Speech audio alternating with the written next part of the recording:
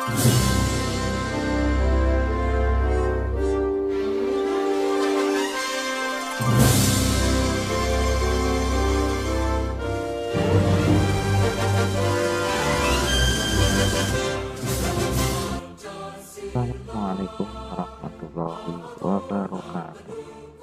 Apa kabar adik-adik sekolah menengah pertama? Semoga kita semua selalu senantiasa dalam lindungan Allah Subhanahu wa Ta'ala atau Tuhan yang Maha Esa. Pada saat ini saya akan coba sampaikan tentang masa Orde Baru, di mana pada masa Orde Baru ini kalian diharapkan setelah menonton video ini kalian dapat memahami dan mengerti penerapan Pancasila pada masa Orde Baru dan juga pelanggaran-pelanggaran atau penyimpangan-penyimpangan yang terjadi pada masa Orde Baru. Masa Orde Baru dimulai pada tahun 1966 sampai dengan 1998.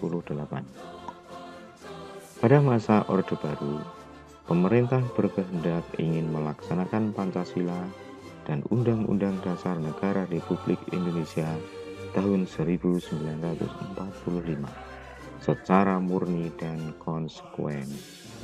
Sebagai kritik terhadap Orde Lama yang menyimpang dari Pancasila melalui program P4 atau Pedoman Penghayatan dan Pengamalan Pancasila atau Eka Prasetya Pancakarsa.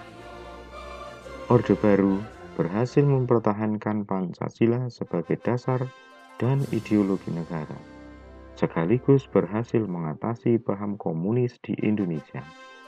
Akan tetapi, implementasi dan aplikasinya sangat mengecewakan.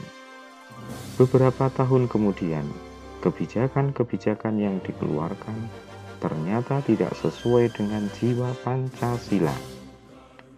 Pancasila ditafsirkan sesuai kepentingan kekuasaan pemerintah dan menutup bagi tafsiran lain. Pancasila justru dijadikan sebagai indoktrinasi.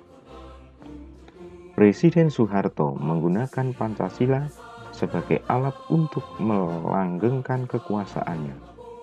Terdapat beberapa metode yang digunakan dalam indoktrinasi Pancasila.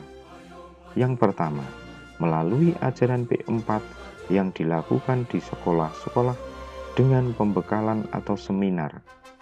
Kedua, asas tunggal, yaitu Presiden Soeharto memperbolehkan rakyat untuk membentuk organisasi-organisasi dengan syarat harus berasaskan Pancasila. Ketiga, stabilisasi, yaitu Presiden Soeharto melarang adanya kritikan-kritikan yang dapat menjatuhkan pemerintah. Oleh karena itu, Presiden Soeharto beranggapan bahwa kritikan terhadap pemerintah menyebabkan ketidakstabilan di dalam negara. Guna menstabilkannya, Presiden Soeharto menggunakan kekuasaan militer, sehingga tidak ada yang berani untuk mengkritik pemerintah. Dalam pemerintahannya, terdapat beberapa penyelewengan dalam penerapan Pancasila, yaitu diterapkannya demokrasi sentralistik atau demokrasi yang berpusat pada pemerintah. Selain itu, Presiden juga memegang kendali terhadap lembaga legislatif, eksekutif, dan yudikatif, sehingga peraturan yang dibuat harus sesuai dengan persetujuannya. Presiden juga melemahkan aspek-aspek demokrasi, terutama pers, karena dinilai dapat membahayakan kekuasaannya. Maka Presiden Soeharto membentuk Departemen Penerangan atau lembaga sensor secara besar-besaran agar setiap berita yang dimuat di media tidak menjatuhkan pemerintahan. Penyelewengan yang lain adalah pelanggengan korupsi, kolusi, dan nepotisme. Sehingga pada masa ini banyak pejabat negara yang melakukan korupsi. Tidak hanya itu, pada masa ini negara Indonesia juga mengalami krisis moneter yang disebabkan oleh keuangan negara yang tidak stabil dan banyaknya hutang kepada pihak negara asing.